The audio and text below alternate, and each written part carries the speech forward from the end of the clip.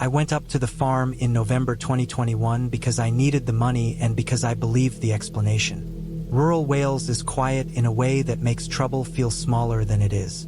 The farmer said it was foxes. I had done night work before, sitting with cattle during calving, checking fences after storms, driving feed out before sunrise. An overnight livestock watch sounded dull and safe. I did not ask why he wanted someone there all night instead of stringing lights or setting alarms. I told myself farmers knew their land better than anyone. I arrived at 8 in the evening. The drive took me off the main road and onto a lane that narrowed until hedges scraped both sides of the car. Wet leaves stuck to the tires. The air smelled of cold grass and would smoke from distant chimneys. I parked near the lower field and carried my things through a gate that sagged on its hinges. I had a thermos of tea, a flashlight with weak batteries, and a rifle I had never fired. The weight of it felt wrong in my hands. I kept the safety on and leaned it against a stone wall. The sheep were penned near an old stone structure at the edge of the field. It had low walls and a collapsed roof, thick with moss. It might have been a barn once, or a byre from before the land was parceled neatly. The stones held the day's warmth and gave off a damp, mineral smell. The moon was bright, almost full, and the clouds moved fast. I could see without the light, shapes clear enough to count the sheep by head and shoulder. I walked the perimeter and checked the gate. The wire was old but tight, no obvious gaps. The ground was hard from recent frost, crusted over and pale.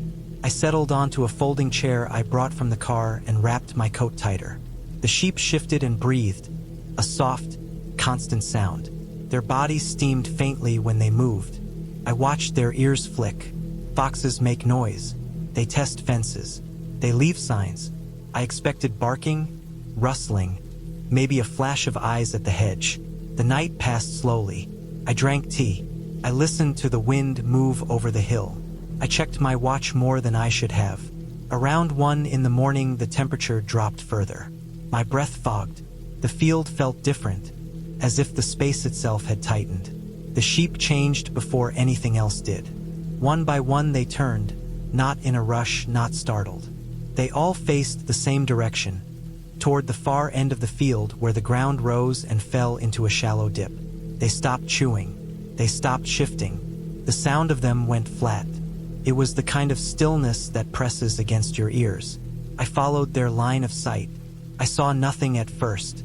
The moon slid behind a cloud and came back. The hedgerow at the top of the rise stood dark and thick. Then I heard something that did not belong. It was a human voice, low and careful, carrying just enough to reach the pen. It was counting, quietly, slowly. The cadence was wrong. The pauses stretched and snapped back. The numbers stumbled as if the speaker had learned them by rote and was checking each one before moving on. It was not shouted. It was not whispered. It had the tone of someone working through a task. My stomach tightened. I reached for the rifle and lifted it, the cold stock biting into my palm. I did not know how to aim. I pointed it where the sound came from because that felt like what I was supposed to do. The counting continued. It reached 7 and stopped. The silence that followed felt heavier than before, as if pressure had dropped and my lungs could not pull enough air. My chest ached. I tried to breathe slowly. The sheep did not move. Something tall moved among them. I did not see hands or feet. I saw a shape that rose above their backs and slid between them without brushing wool or knocking a head. It moved with the confidence of something that knew the gaps. The moonlight flattened it, stretched it thin. Could have been closer or farther than it looked. My eyes strained and watered. I could not hear steps. The air felt dense, like fog without moisture. I remember thinking that if I fired, I would miss and hurt an animal I was supposed to protect. The shape passed through the pen and toward the old stone walls. It did not touch them. It did not make a sound.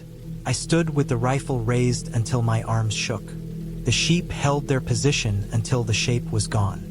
Then they exhaled as one and began to shift again, heads lowering, jaws working. The field returned to itself. The wind came back. My ears rang. I checked my watch. It was 1:17 a.m. I did not sleep. I paced the length of the wall and checked the gate again.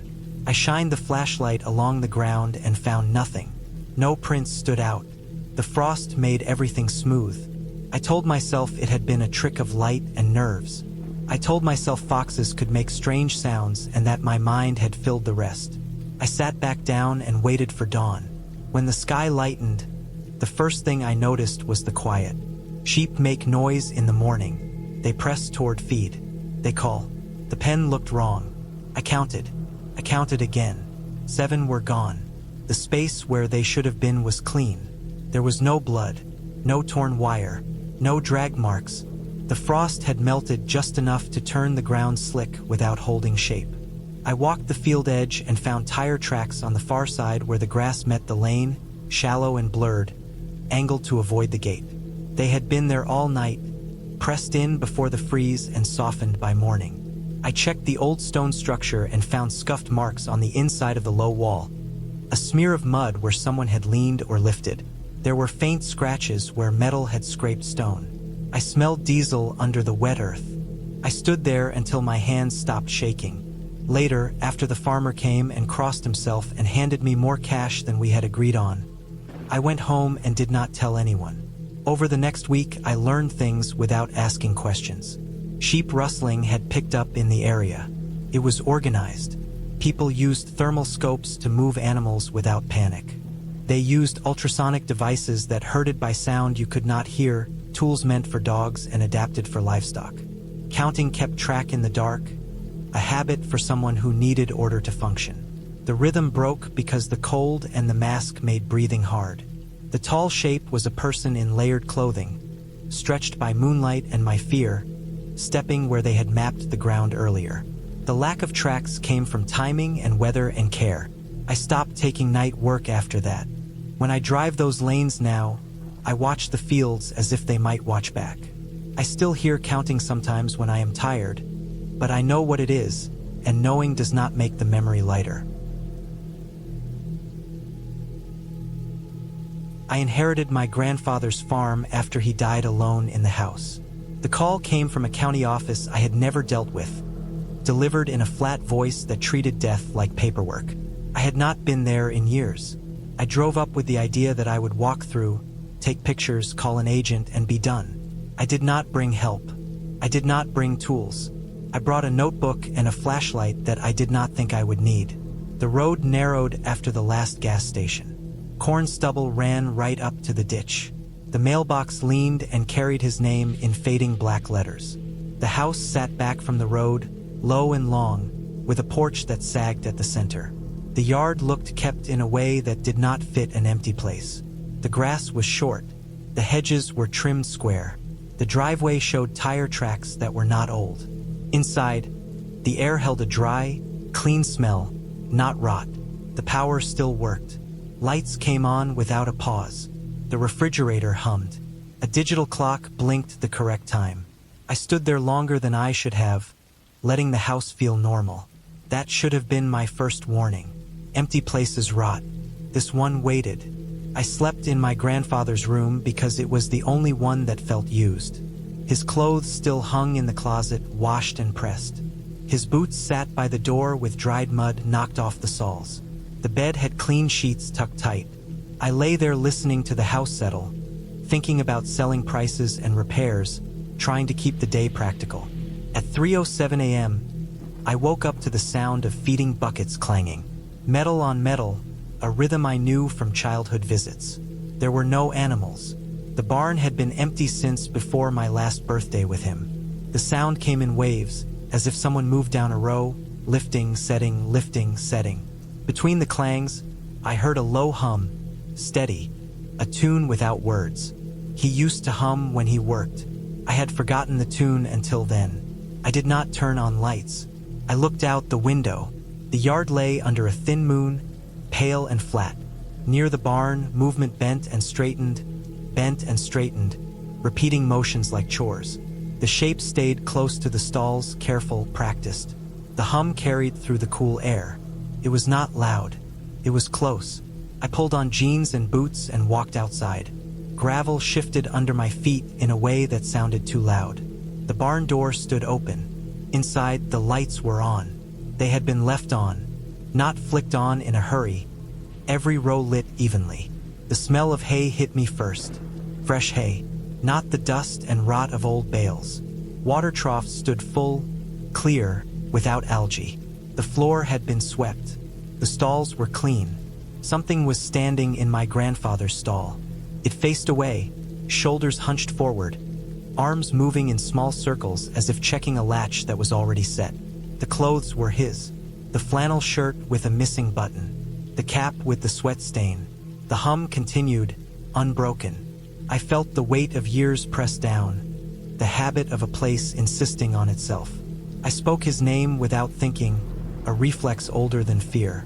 The shape turned. The face was wrong in ways that took time to register. The bone structure matched the photos on the mantel. The skin did not. It hung looser, marked by old scars and sun damage that did not line up with the age I expected. The eyes did not focus on me. They slid past, scanning the stall, the beam, the floor, as if checking for something out of place. The mouth kept the tune, lips barely moving. The hands were thick and strong, knuckles swollen, nails clean and cut short. It had learned the routine. I backed away without running. The sound of my breath felt loud. The figure returned to its work, unmoved by my presence, setting a bucket, adjusting a strap, touching the wood as if reading it. I left the barn and the yard and the house with the lights still on. I did not pack. I did not lock anything. I drove until the road widened and my phone showed a signal. The explanation came later, piece by piece, when fear cooled into something I could examine. My grandfather had not lived alone at the end. He had hired help after his hip went. A man named Carl, according to old checks I found when I returned with a deputy in daylight. Paid in cash when there was cash, checks when there were not. The checks continued after my grandfather stopped signing them. They were neat, consistent, forged with a practiced hand. The bank never flagged them. The amounts were small. The account stayed solvent. Carl had a record. Not violence, petty theft, trespassing, a head injury from a fall years back that left him rigid, prone to patterns. He had worked farms his whole life. He had nowhere else to go. When my grandfather died in the house, Carl did not call anyone. He cleaned. He moved the body to the bedroom and closed the door. He kept doing the work because the work was the only thing that held him together. He kept the place ready because that was the rule. Feed at dawn. Feed at dusk. Sweep. Check.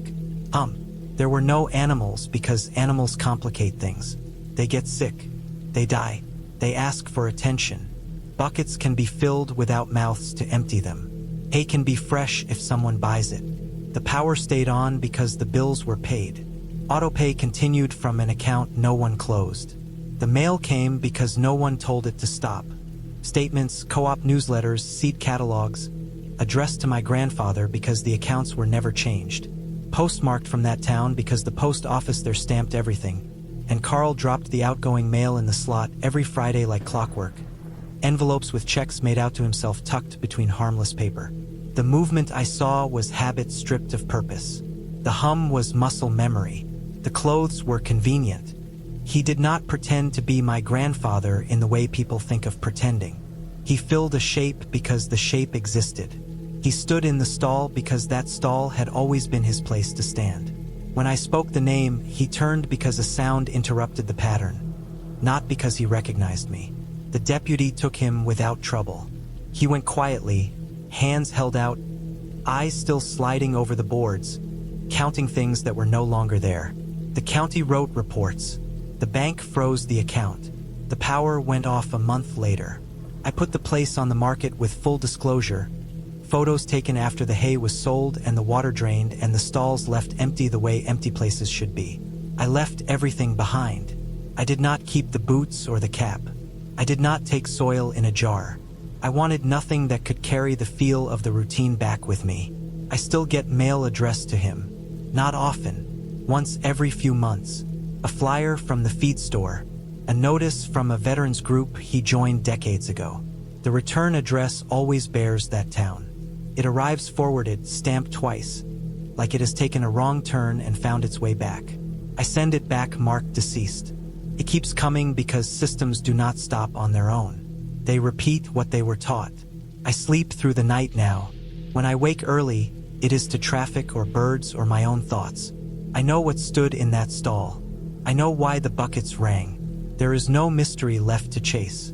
What remains is the understanding that a place can train a person as surely as a person trains a place, and that when one leaves, the other may keep going, clean and lit and waiting, until someone finally turns the switch off. I was 17 and stupid, which felt permanent at the time. That summer I believed fear was something you leaned into to prove you were still alive. Miller's old farm sat at the edge of our county. A square mile of fields nobody planted anymore. Barns sagging inward like tired shoulders.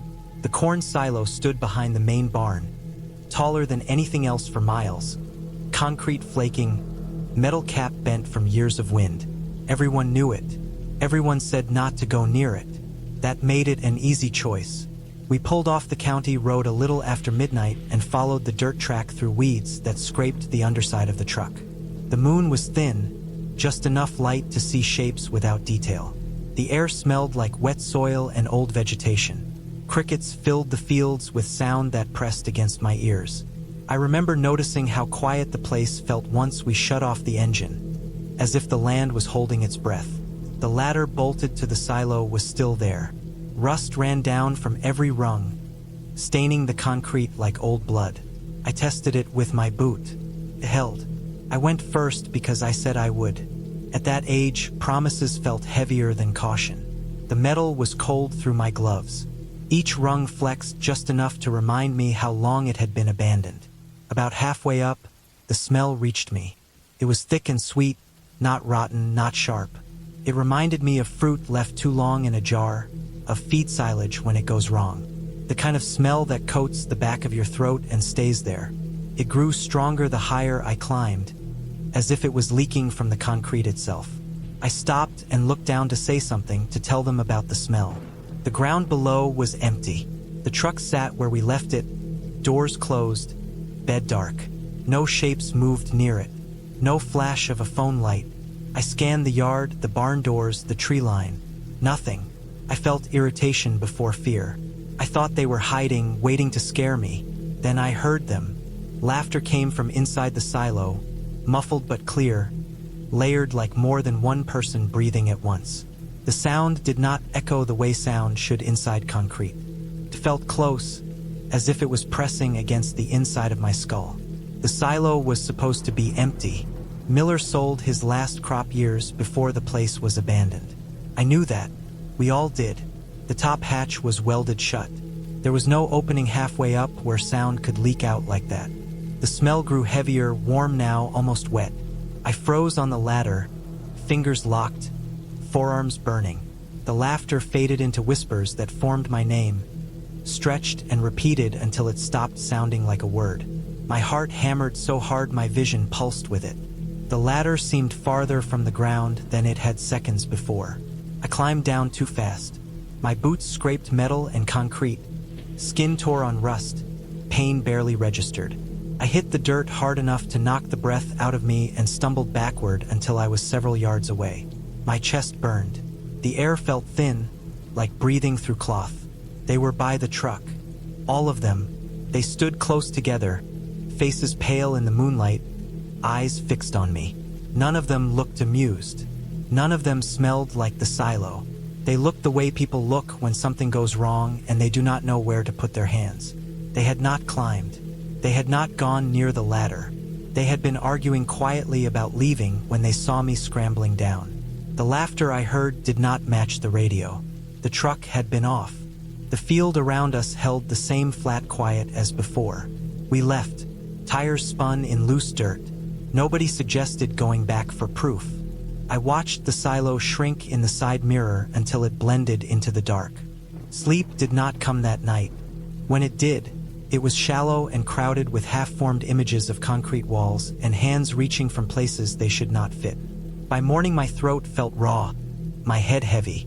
I told myself fear did that adrenaline had burned through me and left residue. We returned after sunrise. That was my idea. Daylight felt like armor. The farm looked smaller, less threatening. Rust showed as orange instead of black. The smell lingered even then, faint but present, drifting from the base of the silo. Flies moved in slow arcs near the ladder. Inside, the walls bore marks. Fingerprints smeared the concrete in overlapping patterns, some high, some low, pressed hard enough to leave clear ridges of dirt and oil. They spiraled upward toward the hatch, then stopped. The spacing did not match any of us. Some prints were too large, some too narrow. They looked fresh. We called the sheriff. That part always sounds dramatic when people tell it later, but it felt practical at the time. An older deputy came out, walked the perimeter, sniffed the air, frowned at the ladder. He did not climb. He did not need to. The explanation unfolded over the next week, piece by piece, grounded and dull in the way real answers often are. The silo had not been empty. It had been sealed with old corn silage still inside, forgotten when Miller died and the farm changed hands. Over time, the fermentation produced carbon dioxide. Heavy gas pooled low, trapped by the concrete. When the temperature dropped at night, it displaced oxygen near the ladder. Low oxygen does strange things to the brain. It narrows focus, distorts sound, creates the sense of presence where there is none. The sweetness I smelled was fermentation. The pressure in my head, the way sound felt close, the urge to move fast all matched exposure. I had been halfway into a pocket where people pass out without warning. The laughter had a source too. Sound carries oddly across open land at night. The wind that evening blew from the road toward the farm. A group of kids had been at the quarry a mile away, drinking, shouting. Their voices traveled, bent by the silo's curved surface, funneled toward the ladder. My brain, already starved for oxygen, stitched the noise into something personal and immediate. The fingerprints belonged to people who had no reason to announce themselves. Migrant workers used abandoned structures when they passed through, especially ones that offered shelter from rain and wind. The deputy found boot prints near the barn that matched none of ours. The prints on the wall were smears from climbing without gloves, hands slick with sweat and dirt, reaching for balance in a space that felt closed in even with air. Once the owner was notified, professionals vented the silo. They cut a hole low in the wall and let the gas bleed out. They hauled out what remained of the silage, black and compacted, still warm in the center. After that, the smell faded.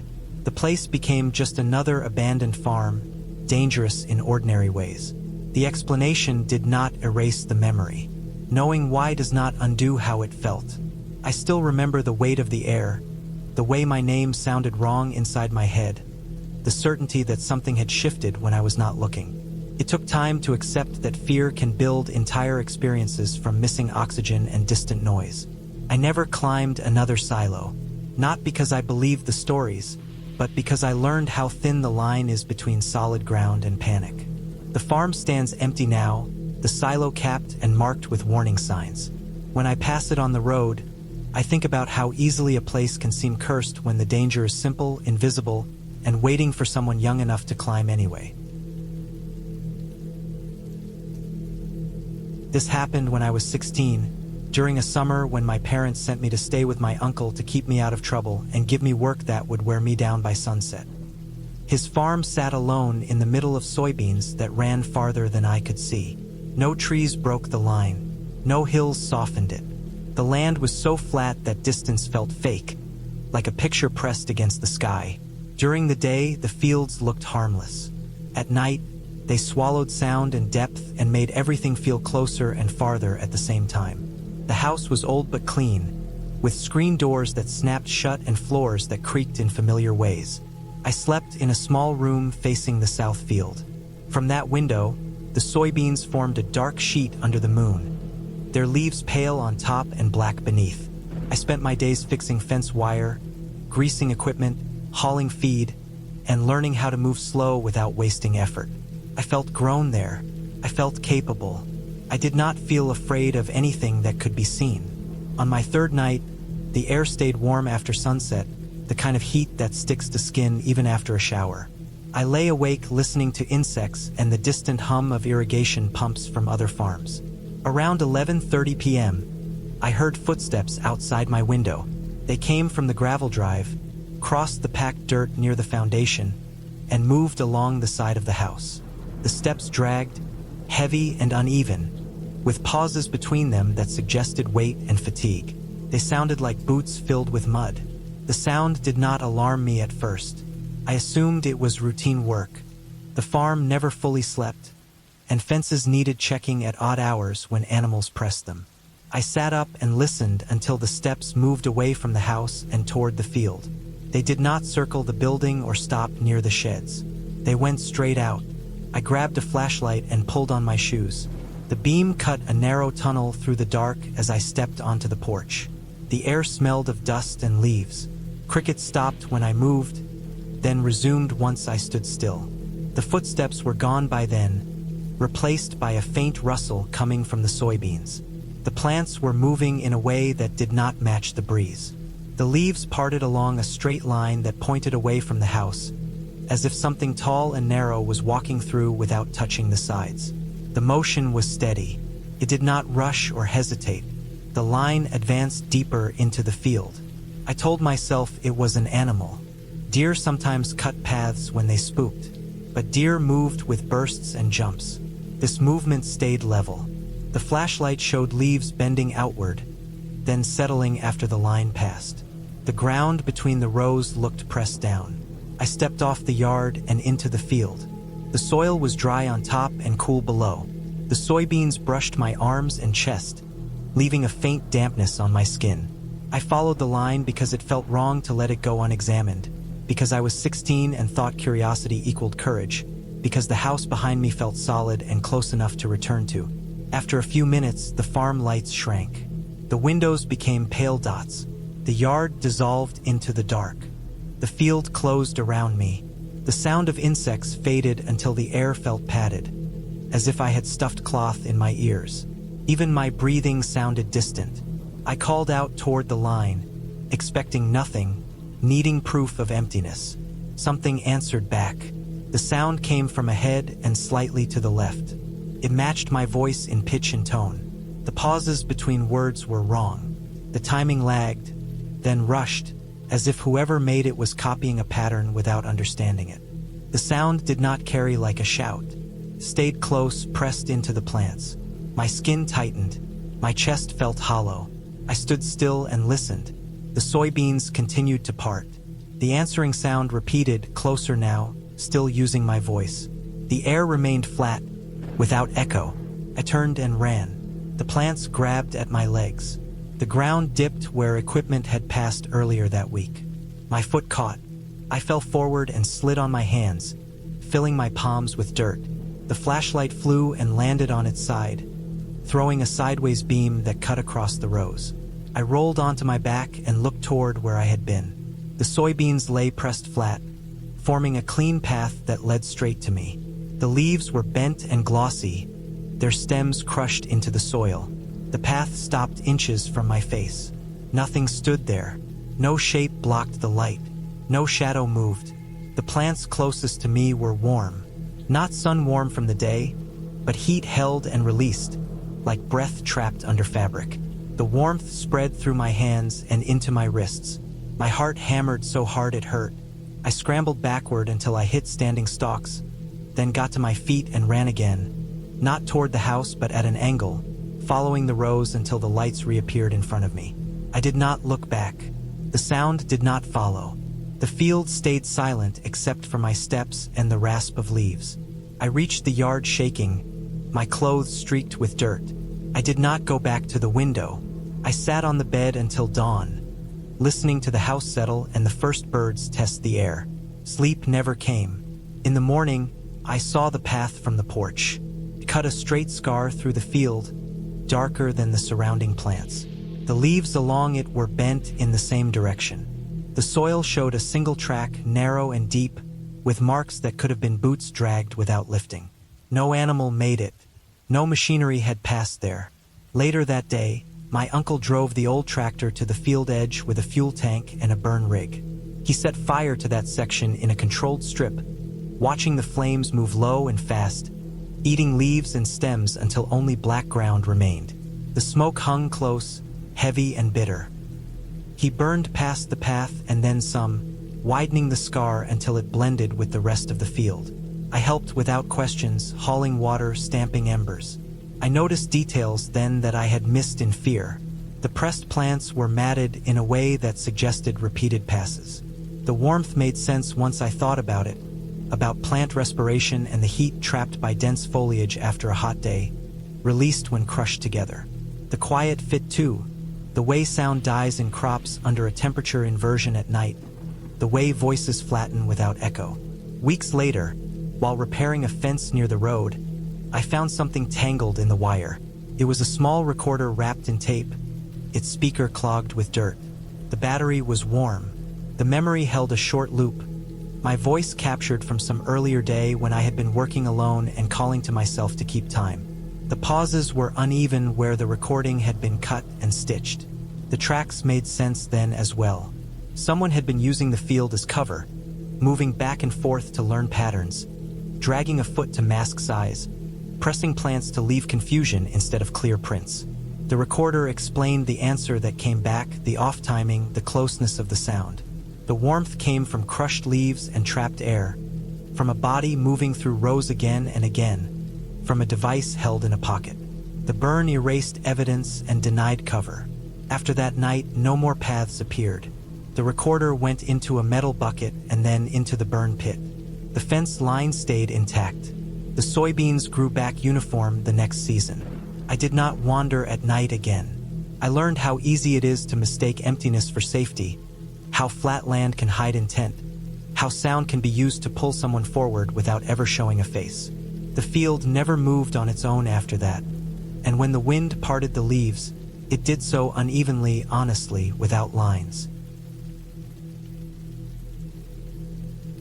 I won't say where this was because I still do contract work, and I don't want my name attached to this one. It was a foreclosure cleanout on a pig farm that had been shut down for years. 3 of us were hired because the bank wanted it emptied before winter set in for good. No animals were listed on the paperwork. No hazards either, just buildings, equipment, and debris. We got there a little before 2 in the afternoon. The cold hit first, the kind that dries your sinuses and makes metal sting your skin. The ground was frozen solid and dusted with old snow that had turned gray from wind and ash. The barns sat low and long, built from corrugated steel that had rusted through in places. The smell came next, old ammonia that had soaked into wood and concrete and never left. Mold layered on top of it, sweet and rotten at the same time. Even outside, the air tasted wrong. We started with the barns because they were closer to the drive and had better light. Inside, everything was frozen in place. Feed augers, rusted gates, cracked plastic barrels, broken heat lamps, stacks of empty chemical jugs. Pig hair still clung to corners and wire panels. The floors were scraped clean years ago, but stains remained, dark and shiny like oil. Our boots stuck when we stepped wrong. The quiet felt heavy. Sound did not carry right. Every movement echoed flat, as if the air was packed too tight to vibrate. Condensation clung to the walls even in the cold. We worked slow, loading scrap into bins, tagging larger equipment for pickup. Nothing moved except us. The farmhouse sat back from the barns behind a line of leafless trees. It leaned slightly to one side. The porch boards were split, and the door frame had been reinforced with mismatched lumber. Inside, the smell shifted. Less ammonia, more rot and damp fabric. The heat had been shut off for years. Frost filmed the inside of the windows. The first thing I noticed was the mirrors. Every reflective surface was covered. Towels, shirts, old feed sacks. They were tied, taped, or nailed in place. The bathroom mirror had a beach towel tacked across it with roofing nails. The hallway mirror was wrapped in a sheet and wired tight around the frame. In a bedroom dresser, a small hand mirror had been shoved into a drawer and covered with a sock. Nothing was accidental. Each one had been handled with care. The kitchen was stripped of appliances. Cabinets stood open. The floor was marked with drag lines and footprints that ended years ago. In the living room, the furniture had been stacked against one wall, as if to make space in the center. The ceiling showed water damage, rings spreading outward like growth lines on a tree. The basement stairs creaked under weight. Down there, the air felt warmer, thick with moisture. Shelves lined the walls, mostly empty. Near the back, on a workbench, sat a notebook. It was thin, cheap paper, the kind given out at supply stores. Inside were dates and tallies. No names, no notes, just straight lines grouped by fives. Page after page. Hundreds of days crossed off. The last entry stopped 3 years before the foreclosure date. The ink looked pressed hard into the paper, each mark deep and certain. We left it where it was and went back outside. The light had started to fade, the sky turning flat and white. Around 5:40, with the sun already gone behind the trees, we were finishing a last pass through the main pig barn. That was when the sound started. It came from the far end, beyond a row of pens that had been welded shut. A steady pacing, weight shifting slow and deliberate. Metal creaked under pressure. The sound moved along the wall, stopped, then moved again. It was too heavy for a raccoon or dog. The rhythm matched something with mass and intent. Then the breathing started, wet and slow, close enough that it seemed to come from inside the wall. Each inhale dragged, followed by a pause, then a long release that rattled. Condensation bloomed on the metal with every breath, spreading in a cloudy oval before fading. We backed out of the barn without rushing. The cold outside felt sharp and clean compared to the air we left. The sound followed, now muffled by steel.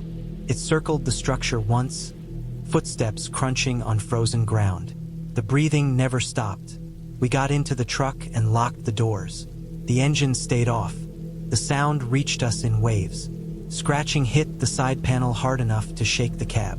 Metal screamed under pressure. Long grooves cut through dirt and paint. The truck rocked once, then again as weight leaned in. The pacing continued for close to 20 minutes. It moved around us, stopped, scraped, then moved on. The breathing stayed close, never rushing, never panicking. When it finally faded, it did not run. It walked away, slow and steady, toward the tree line. We waited longer. The cold seeped through the doors and floor. Our breath fogged the windows. When we finally stepped out, the yard was quiet. The snow around the truck was marked with tracks. Hoof prints, deep and wide. Each print showed a split, but behind it were extra impressions, small and pointed, set too far back and bent inward. Dew claws, overgrown and twisted from years without wear. On some steps, the rear hooves dragged, leaving long arcs where the leg failed to lift clean. The stride length was uneven. One side favored. The pattern told a clear story to anyone who had spent time around livestock. What we found later filled in the rest. The property backed onto unmanaged land. Over the years after the farm shut down, feral hogs moved in. One boar had taken shelter inside the barns, drawn by leftover feed dust and warmth trapped under metal. It grew massive, isolated, aggressive. Its joints had suffered from poor footing and untreated injuries. Dew claws curled and hardened, acting like extra joints when it walked. A broken leg had healed wrong, forcing a drag that changed its gait. The mirrors in the house belonged to the former owner. Medical records attached to the foreclosure explained the towels. Severe paranoia, delusions tied to reflections. The notebook was part of a court-ordered routine, counting days until a hearing that never came. When the farm closed, the building stayed open just enough for wildlife to move in. The boar found the basement cool in summer, warmer in winter, and the dark calmed it. The breathing was from damaged lungs. Years of ammonia exposure had scarred them. The scratching came from tusks and hooves, dulled but strong. The grooves on the truck matched the curve and spacing once animal control examined them.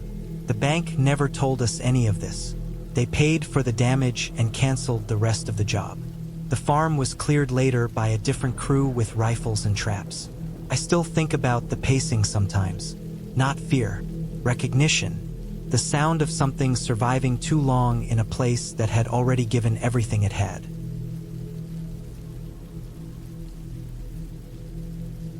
I took the job in late October 2014 because my checking account was empty and my truck burned oil every 50 miles. Northern Iowa was already turning brown, the fields cut down to stubble, the hills around Decorah gray and slick from recent rain.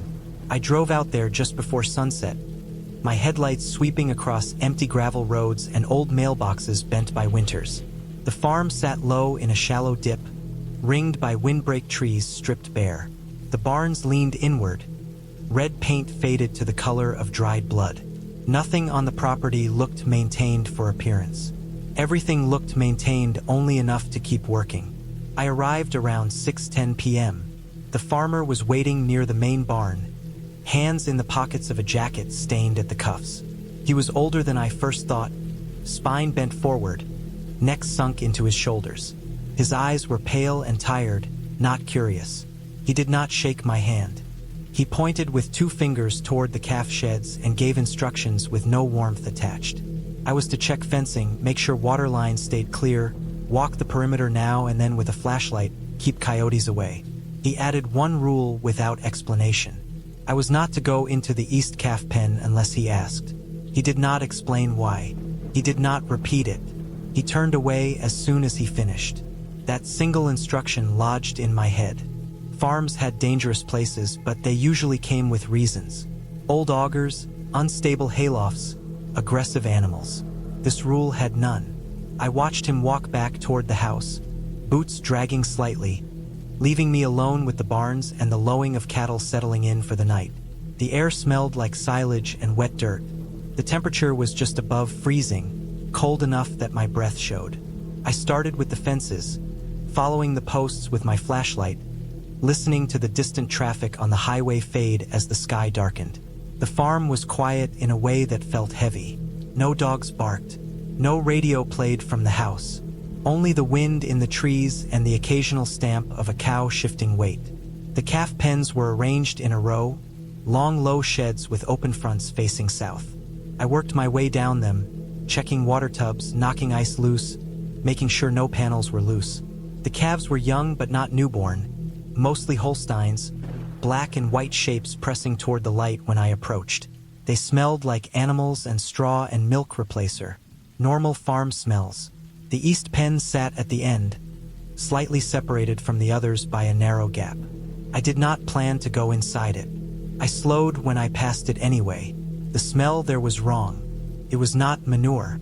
It was not the sour-sweet smell of spoiled feed. It was metallic and wet, sharp in the back of my throat. It reminded me of a cut finger held too close to your nose, mixed with something decaying. I breathed through my mouth and kept walking. I told myself there was a dead raccoon somewhere nearby or a broken pipe stirring up old waste. By 9:30 p.m., the wind picked up. It pushed against the barns and rattled loose tin. The cows grew restless. They shifted and stomped, tails flicking, heads tossing. No matter how many times I walked the line, banged on rails, or swept my flashlight across the fields, they did not settle. The sound of them filled the night, a low constant movement that made it hard to think. Each time I passed the east pen, the smell seemed stronger, as if something inside was being disturbed by the wind. I avoided shining my light directly into it. I stayed on the gravel path and focused on my task. Around 10:45 p.m., as I walked back from the far fence line, I heard crying. It was thin and uneven, rising and falling in a way that made my chest tighten. It sounded like a child trying not to sob out loud. It came from the direction of the east pen. I stopped walking. The sound continued, steady, almost careful. I stood there listening, my flashlight shaking slightly in my hand. I told myself it was an injured calf. I told myself calves could make strange noises when they were sick or hurt. I told myself the cold and the wind were playing tricks on my hearing. I started walking again, slower this time, angling toward the pen despite the rule I had been given. The crying grew clearer as I got closer. It was too controlled to be wind. It had rhythm. The pen was dim, lit only by my flashlight beam. I stepped inside and immediately noticed how still everything was. The calves were packed tightly together, shoulder to shoulder, all facing the far corner. None of them moved as I entered. I could see their breath puffing in the cold air, but their bodies were rigid. No ears flicked, no heads turned. Straw crunched under my boots, loud in the quiet. The smell hit me harder inside, clung to the back of my throat. I swept my light across the calves and saw dried stains on their hides, dark and uneven. Not manure, blood old and flaked. The crying came from behind them, muffled, as if pressed against something. I took another step forward. At once, every calf turned its head toward me. The movement was so sudden it made me flinch. They stared with wide eyes, jaws slack. No chewing, no blinking. The crying stopped. The silence that followed felt heavy enough to press on my ears. Something behind them exhaled. It was a long breath, wet and tired. The sound of lungs working around fluid came from low to the ground. I swept my flashlight toward the corner and caught a glimpse of pale skin through gaps between bodies. Skin that was not covered in hair. I saw a hand, fingers curled, knuckles swollen and raw. The calves shifted slightly, blocking my view again. My mind tried to reject what I was seeing. I stood there for a second longer than I should have, frozen between disbelief and fear. Then I turned and walked out of the pen. I did not run. I kept my steps even until I was clear of the shed. Then I walked straight to my truck. I did not tell the farmer I was leaving. I did not check the rest of the fences. I drove away with my hands tight on the wheel, eyes fixed on the road. I did not look back. I slept poorly that night. In the morning, I tried to make sense of it. I knew enough about farms to understand how things could go wrong. I knew about injured workers, about undocumented labor, about people hiding things they did not want inspected. The image of that hand stayed with me. The sound of that breathing replayed in my head. A week later, an envelope arrived in the mail. It had no return address, just my name written carefully. Inside was the cash I had been promised, counted exactly. The paper smelled faintly metallic, like old coins. I washed my hands after touching it, but the smell lingered. Months later, I read a short article in a local paper about a farmer outside Decorah fined for improper disposal of livestock remains and unsafe housing of temporary workers. There were no details, just a mention of violations discovered after a routine inspection. No names were given. The article did not mention calves. It did not mention a child. I understood then what I had walked into. The East Pen was not for animals meant to be seen. It was a place where injured calves were kept out of sight, where blood was common, where someone hurt had been hidden because calling for help would bring questions and inspectors and costs that man did not want. The crying had been a person trying to breathe quietly in a place that smelled of iron and rot. The stillness of the calves had been fear learned quickly. I did not report what I saw. I did not go back. I spent the cash and moved on. The memory stays with me, clear and grounded, tied to the smell of cold metal and the sound of breath in the dark.